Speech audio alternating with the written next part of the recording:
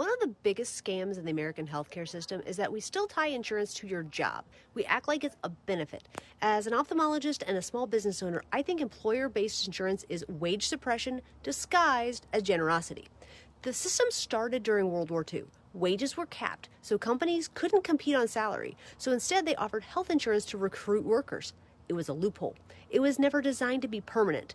But today's employers pay an average of $8,400 a year for single coverage and over $16,000 for family coverage per employee.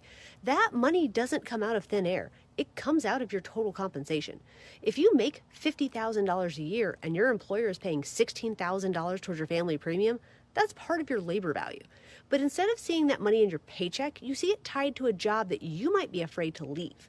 The United States is the only wealthy country that structures healthcare like this, and we spend nearly 17 to 18% of our GDP on healthcare. Most comparable countries spend around 10 to 12%. It stifles small businesses like mine who can't compete with large corporate plans. It locks employees into jobs because losing insurance is too risky. And it gives large corporations enormous leverage over workers' lives. If your child has a chronic illness, you're not quitting your job.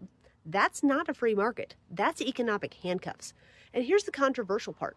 Instead of employers paying private premiums, we could have them just pay a payroll tax of the same amount. That money funds a universal base plan without an increase in our taxes. Everyone could get core coverage through a subsidy or something like that, and then you could choose to buy upgrades. Private insurance doesn't have to disappear, but your health coverage belongs to you, not your employer. There are multiple ways to structure it. Other countries do it successfully, but I am convinced that keeping insurance tied to employment primarily protects corporate power, not American families. So I'll ask you, if your health insurance wasn't tied to your job tomorrow, would you feel more secure or less? And if you enjoy discussions like this, I have a free weekly newsletter with a link in my bio.